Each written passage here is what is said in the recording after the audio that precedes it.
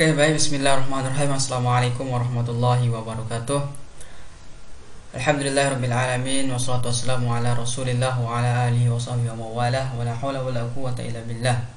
Asyhadu an la ilaha illallah wahdahu la syarikalah wa asyhadu anna Muhammadan abduhu wa rasuluhu la nabiyya ba'dah. Allahumma aslih ummat Muhammadin sallallahu alaihi wasallam wa farrij an ummati Muhammadin sallallahu alaihi wasallam warham ummat Muhammadin sallallahu alaihi wasallam wansur wahfaz wa ayyid nahdatal watani fil alamin bihaqqi Muhammadin sallallahu alaihi wasallam. Rabbi shrah li sadri wa yassir li amri wahlul 'uqdatam min lisani yafqahu qawli, amma ba'd. Yang sama-sama kita hormati, yang saya cintai dan yang saya banggakan, dosen pengampu di dalam mata kuliah etika profesi atas nama Bapak Zainul Arifin MPD, yang alhamdulillah sampai saat ini beliau tetap eksis membimbing kita walaupun kita kuliah dalam keadaan online atau daring gitu. Tak lupa sebelum kita ke materi, kita tidak lupa mengucapkan puji syukur kita kehadirat Allah Subhanahu wa taala yang senantiasa memberikan kita beribu-ribu macam nikmat, yang terutama nikmat sehat dan kesempatan, sehingga alhamdulillah saya bisa menyelesaikan tugas UTS saya pada pagi hari ini. Oke, selawat serta salam tak lupa kita haturkan, tak lupa kita hadiahkan kehadiran junjungan alam Nabi kita, Nabi besar Muhammad sallallahu alaihi wasallam, yang telah berhasil membawa umat manusia dari zaman kegelapan menuju zaman keterangan atau menuju zaman cahaya keimanan dan ketakwaan pada Allah Subhanahu wa taala. Oke, sebelum kita lanjut ke materi yang akan kita bahas pada pagi hari ini, saya akan memperkenalkan diri atas nama Muhammad Jazuli Hairomi. Nah, NIM saya 184855039, semester 4 kelas B, mata kuliah etika profesi dalam prodi teknik informatika gitu. Oke, langsung saja kita ke menu pembahasan. Nah, di dalam menu pembahasan ini ada 3 poin yang saya taruh untuk kita mengupas apa sih pengertian etika profesi di bidang teknik informatika. Yang kedua, bidang-bidang di dalam etika profesi untuk teknik informatika. Yang ketiga yaitu contoh etika profesi di dalam bidang TI. Nah, di dalam nomor 3 ini adalah pembahasan inti atau tugas inti yang akan kita bahas di dalam pembahasan pagi hari ini gitu. Nah, langsung saja kita ke pengertian etika profesi di dalam bidang TI. Nah, ini tombol penjelasannya kita klik. Nah, langsung kita diarahkan untuk mengetahui atau untuk membaca pengertian etika profesi. Nah, langsung saja bisa teman-teman baca di layar monitor ataupun di layar laptop teman-teman. Etika Yunani kuno, etikos berarti timbul dari kebiasaan, adalah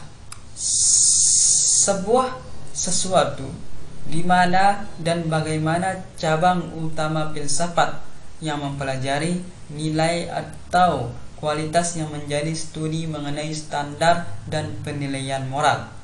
Etika mencakup analisis dan penerapan konsep seperti benar, salah, baik, buruk, dan tanggung jawab. St. John of Damascus pada abad ke-7 Masehi menempatkan etika di dalam kajian filsafat praktis atau bisa dibilang praktikal filosofi. Nah, etika dimulai bila manusia merefleksikan unsur-unsur etis dalam pendapat-pendapat spontan kita. Kebutuhan akan refleksi itu akan kita rasakan, antara lain karena pendapat etis kita tidak jarang berbeda dengan pendapat orang lain.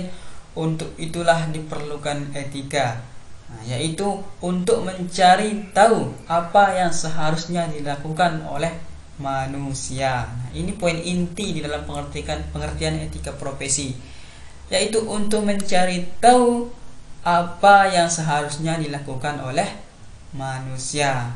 Nah, contoh kecil etika profesi ini adalah mengontrol apa yang dilakukan oleh setiap manusia ataupun dilakukan oleh pelaku di dalam dia mengerjakan pekerjaan tersebut. Ketika dia melakukan pekerjaan ini, maka kita bisa ketahui bahwa di dalam dia melakukan pekerjaan tersebut, etika apa saja yang dia kerjakan ataupun yang dia jalani di dalam dia melakukan pekerjaan tersebut. Nah, jadi kita bisa tahu kita bisa tahu filosofi apa yang dia kerjakan di dalam dia mengerjakan pekerjaannya tersebut. Nah, secara umum etika terbagi menjadi 3 bagian utama, yaitu meta etika, dalam kurung studi konsep etika. Yang kedua, etika normatif, studi penentuan nilai etika, dan etika terapan, studi penggunaan nilai-nilai di dalam beretika. Saya ulangi, di dalam pengertian etika profesi tersebut, etika dibagi menjadi 3 bagian utama. Yang pertama, meta etika, atau bisa dibilang dengan studi konsep etika. Yang kedua, etika normatif, bisa dibilang studi penentuan nilai etika.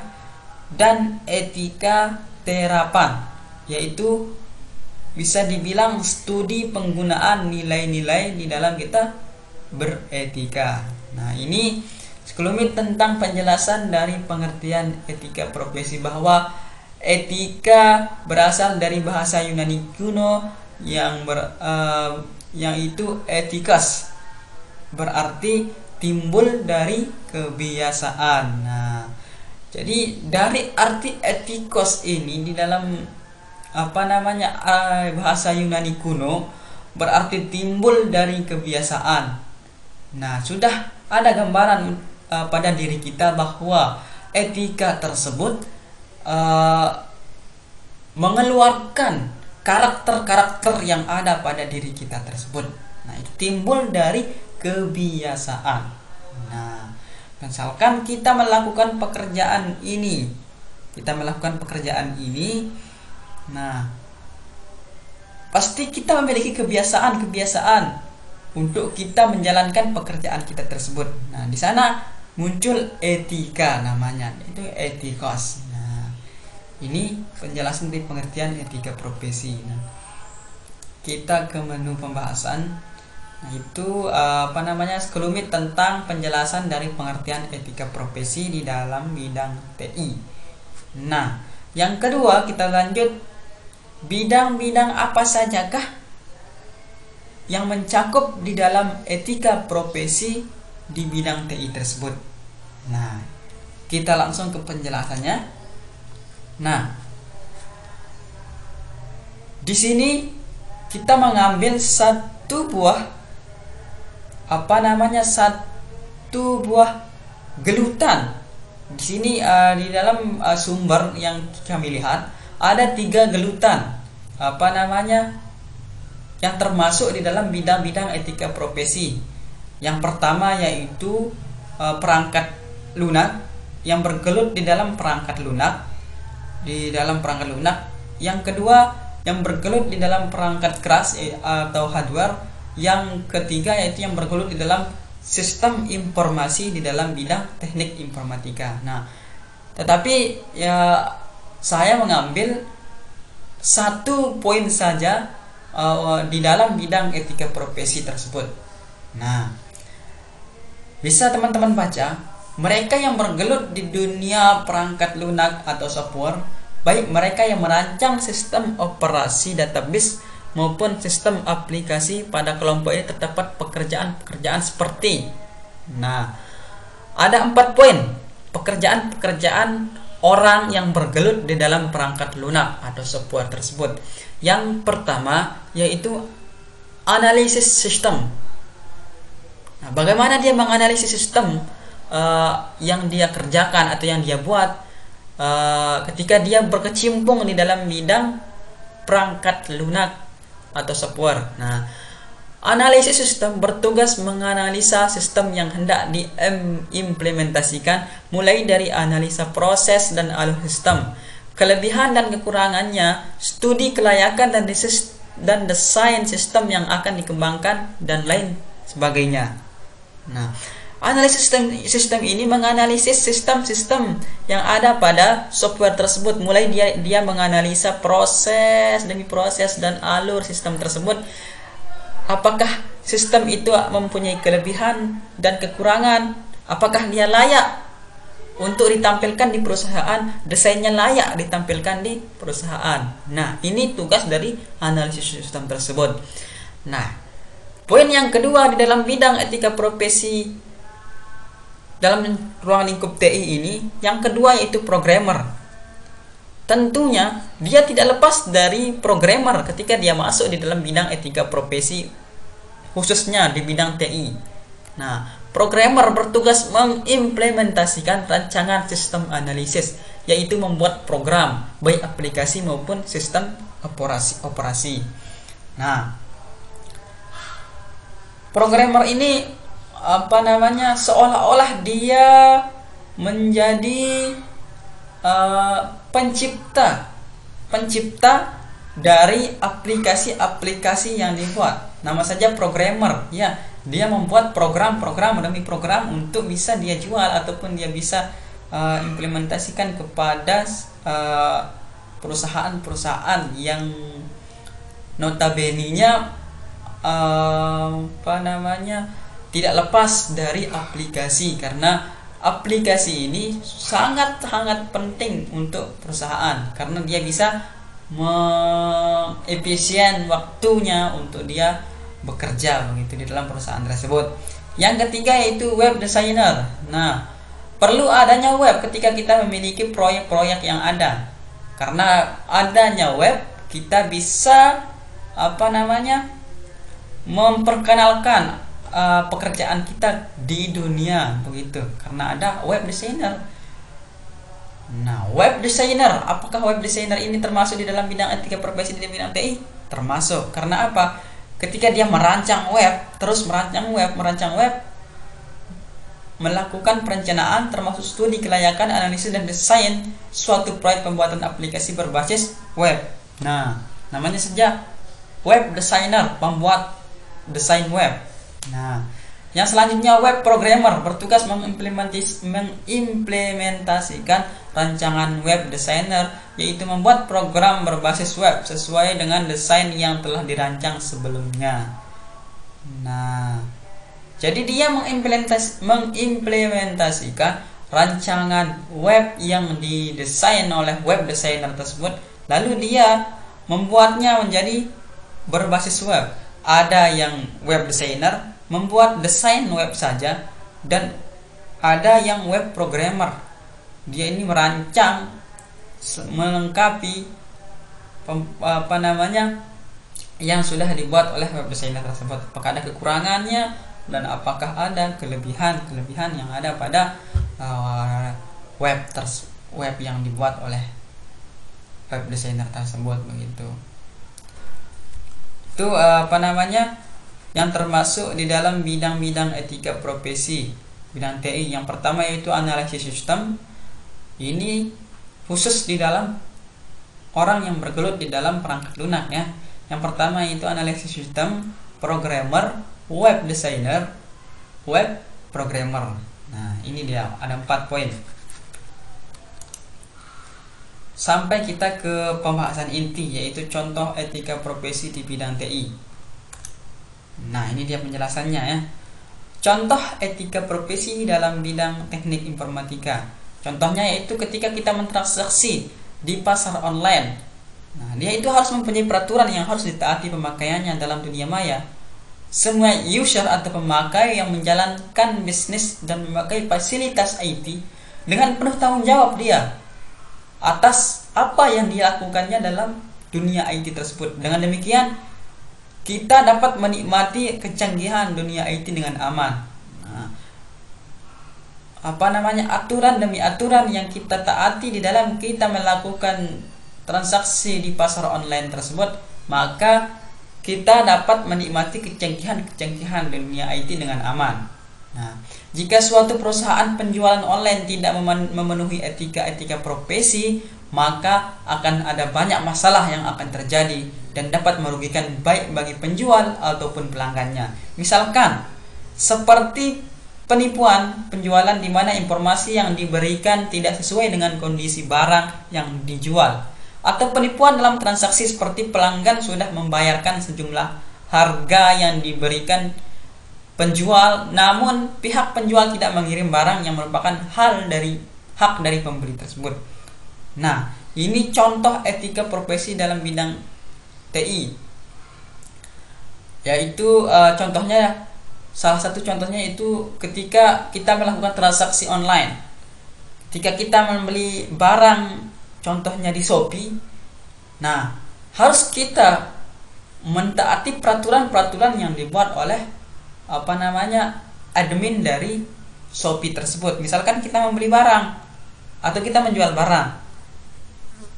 Ketika kita menjual barang kita di Shopee, ketika kita membuka lapak di Shopee, lalu ada yang membeli, jangan kita sesudah kita mendapatkan uang dari si pembeli lalu kita tidak mengirimkan barang yang sudah dipesan oleh pembeli tersebut.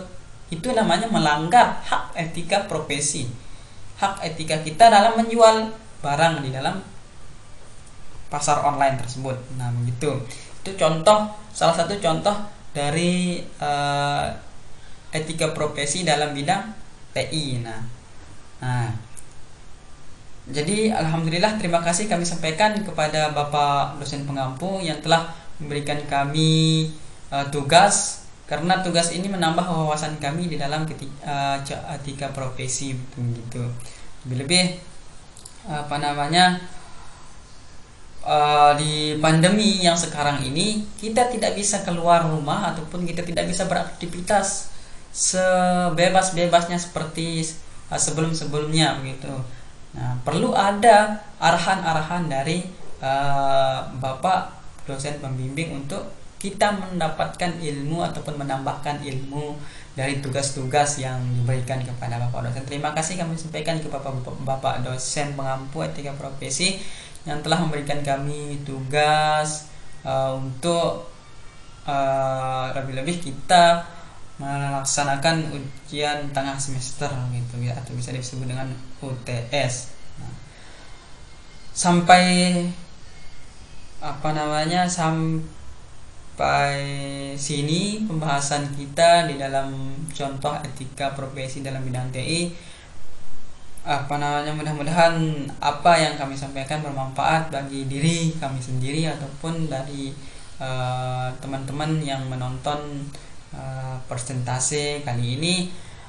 Saya mohon maaf atas segala kekurangan yang baik dari penyampaian ataupun dalam tata cara kami menyampaikan atau pembahasan yang di dalam presentasi itu kurang dari pembahasan yang seyogianya ada pada contoh etika profesi dalam bidang TI tersebut. Kami mohon maaf karena kami masih dalam proses belajar. Ada yang salah, ada yang benar. Kalau ada yang benar silahkan teman-teman ambil. Kalau ada yang salah itu semata-mata kesalahan dari diri saya. Nanti saya perbaiki apa yang salah pada pembahasan ataupun pada diri saya gitu. Akhirul kalam, wallahul muwaffiq wal hadi ila sabilir rasyad. Assalamualaikum warahmatullahi wabarakatuh.